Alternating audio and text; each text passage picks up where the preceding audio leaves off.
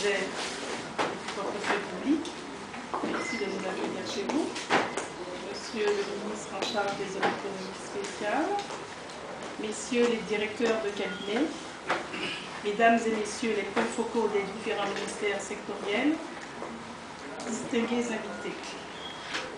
C'est vraiment un plaisir pour moi de prendre la parole au nom de l'équipe de la Banque mondiale pour participer à cette cérémonie de signature de l'accord de financement du projet d'appui à la diversification économique en sigle PADE. Ceci correspond à l'atteinte d'un point crucial dans un cheminement qui a été fait de façon harmonieuse avec les autorités, les autres partenaires au développement et le secteur privé. Je voudrais tout d'abord souligner que cette cérémonie se déroule dans un contexte, Monsieur le ministre des Finances, tout à fait favorable en ce qui concerne la croissance économique du Congo, et aussi dans ce contexte post-point d'achèvement qui nous a permis d'annuler presque 2 milliards de dettes l'année dernière et qui, de ce fait, crée de très bonnes conditions pour une amélioration de l'environnement économique et pour une stimulation de la croissance. Toutefois, il faut noter qu'une grosse part de cette croissance vient essentiellement du secteur pétrolier. Point besoin, Monsieur le ministre, de vous rappeler les chiffres. Le secteur pétrolier représente 85% des recettes de l'État et 92% des exportations. Je répète là les chiffres de 2008. Et clairement, le secteur privé hors pétrole n'a pas encore pris toute son ampleur dans la composition de la croissance.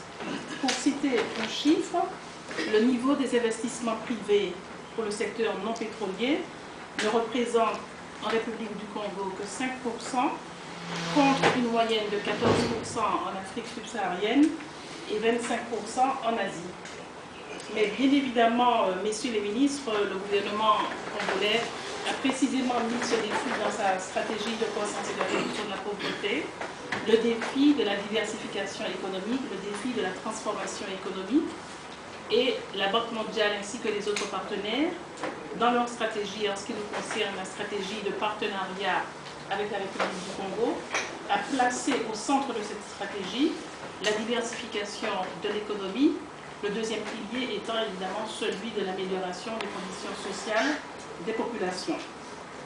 Je voudrais, messieurs les ministres, souligner le caractère exemplaire du partenariat qu'il y a eu, et je me réjouis que mon collègue Medjomi Koulibaly soit ici avec nous pour participer à cette signature des accords et de la Banque mondiale et de la BAD, puisque nous avons eu tout au long de la préparation une coordination harmonieuse avec non seulement nos deux institutions, mais également avec la coopération française, l'Union européenne et l'Agence française de développement, évidemment représentant la coopération française. Et ceci s'est traduit par un suivi tout à fait rapproché. Dans toute la phase de préparation du projet, nous avons eu l'occasion de faire un premier point à Pointe-Noire à la fin du mois d'août et nous y sommes allés ensemble. Nous souhaitons bien évidemment que ceci continue dans la phase d'exécution du projet et nous sommes, en ce qui nous concerne les partenaires, engagés à le faire. Quelques mots sur le PADE. Le montant est de 20 millions de dollars. Nous sommes toujours dans la nouvelle stratégie de partenariat avec le gouvernement congolais et la contribution du gouvernement est de 50%, soit 10 millions de dollars par rapport à notre contribution. Ce projet essaye d'atteindre de façon spécifique les objectifs suivants. Tout d'abord, il s'agit de renforcer la compétitivité de la République du Congo à travers des réformes qui ont déjà démarré dans le cadre des déclencheurs du point d'achèvement et qui, nous l'espérons, pourront se poursuivre à travers le PADE, tant dans le cadre de la parafiscalité que du cadre légal et réglementaire pour non seulement développer les zones économiques spéciales, mais également faciliter le commerce d'une façon plus large. Deuxième point d'appui, c'est d'appuyer précisément le Haut Conseil du dialogue public-privé, qui est donc initié par le gouvernement et qui constituera un cadre formel d'échange au fil de l'exécution de l'opération sur les problèmes qui se rencontrent, sur les idées innovantes, en quelque sorte pour stimuler de façon réelle le développement du secteur privé Et dans ce contexte-là, messieurs les ministres, un accent sera mis en particulier sur Doing Business. Nous espérons qu'au terme de ces efforts, la République du Congo aura gagné beaucoup de points dans le classement Doing Business. Ensuite, il s'agit de promouvoir de façon plus spécifique les investissements dans le secteur privé en allant identifier les niches porteuses, notamment dans le secteur agro-industriel, mais également celui du transit, des forêts et des mines. Dans ce cadre-là, je voudrais féliciter Monsieur le ministre en charge des zones spéciales pour le dynamisme et les actions concrètes qui ont déjà été prises, puisque nous savons qu'il y a au moins un cadre de partenariat qui a été signé avec Singapour. Vous êtes allés chercher les meilleurs et nous sommes tout à fait disposés, messieurs les ministres, à vous accompagner dans la mise en œuvre accélérée de ce projet. Nous avons d'ailleurs un appui direct de notre vice-président qui a souhaité qu'une plateforme se mette en place entre Singapour et l'Afrique. Et à travers vous, j'ai indiqué que nous avions déjà un point d'entrée très concret et j'ai hâte de vous rencontrer demain, monsieur le ministre, pour en parler plus amplement. Il s'agit bien évidemment également de renforcer le dispositif institutionnel d'appui aux entreprises. Nous savons que pour l'instant, le secteur privé congolais est encore étroit, mais il s'agit de créer les conditions pour qu'on ait des petites PME, des micros et des petites, et que ceci puisse s'étendre. J'ai eu l'occasion de le dire, on me parlait souvent de la maison de l'entreprise du Burkina Faso, mais les personnes qui m'en parlaient ne savaient pas que j'avais été à l'initiative de ce projet. Mon rêve, messieurs les ministres, c'est que dans 10 années, on puisse me parler de la maison de l'entreprise du Congo et qu'on puisse avoir donc le même niveau de succès qu'on observe déjà au Burkina Faso.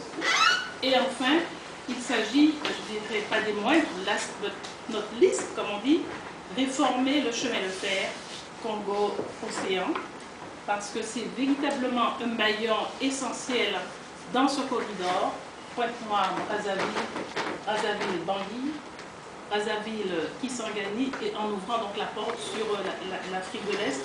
Donc c'est un élément essentiel dans cette dynamique d'intégration régionale. Pour être allé moi-même aussi à Pointe-Noire et avoir parcouru 50 km sur ce chemin de fer, j'étais en fait partagée entre l'espoir, parce que nous avons une équipe qui, avec des moyens limités, fait d'énormes efforts pour restaurer l'infrastructure, les locomotives, mais on voit très nettement que si ce corridor va être celui qui va être à la mesure de ce qu'on observe à Singapour, il faut véritablement une autre dynamique, il faut un changement de gestion et évidemment des investissements importants de manière cohérente pour restaurer la capacité de traction et la capacité de transport de ce maillon essentiel dans la chaîne du corridor. En quelque sorte, donc pour terminer, c'est véritablement la transformation économique de ce pays que nous visons. C'est donc, messieurs les ministres, mesdames et messieurs, un programme très ambitieux et je considère que cette signature a une valeur symbolique.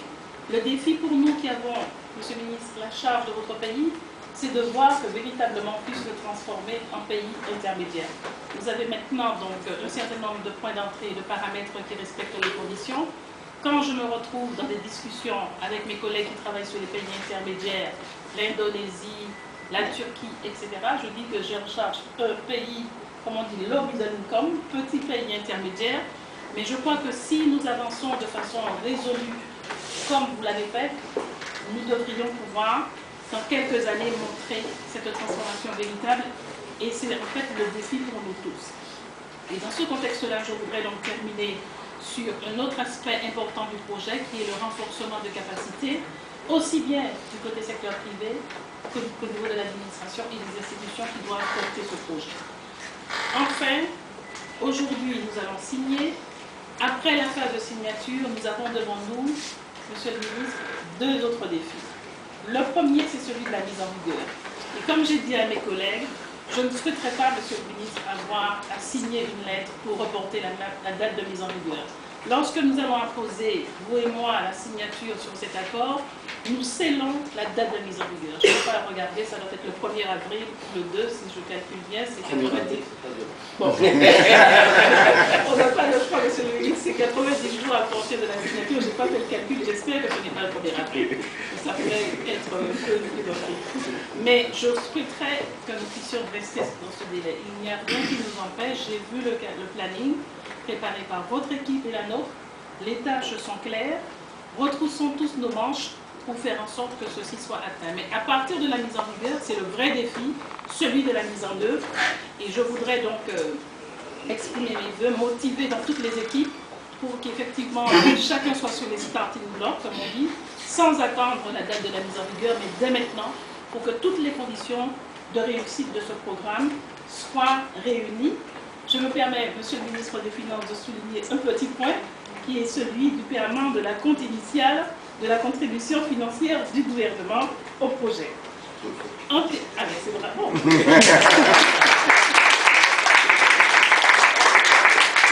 Je voudrais terminer, Monsieur le ministre, en disant avec une vraie joie très sincère toutes mes félicitations aux deux équipes, l'équipe du gouvernement, l'équipe de la banque. Nous avons travaillé avec la SFI de façon harmonieuse. Monsieur Amadou Dem n'est pas là, mais il est aimablement représenté par Monsieur Mohamedou Ayatou. Je voudrais qu'il se lève pour ceux qui ne le connaissent pas, qui fait vraiment un travail de fourmi chaque jour pour faire en sorte que les choses se passent. Et donc, je voudrais aussi remercier la BAD à travers Medjomo, parce que j'ai eu moi-même à participer à toutes les réunions de préparation. L'Union européenne n'est pas représentée, mais ça a été donc exemplaire.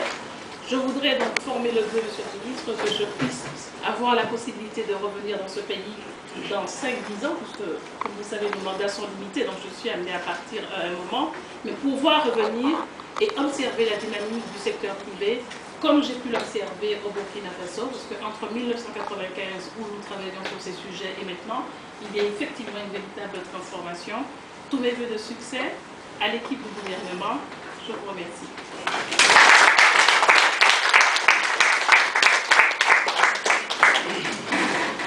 La parole revient à...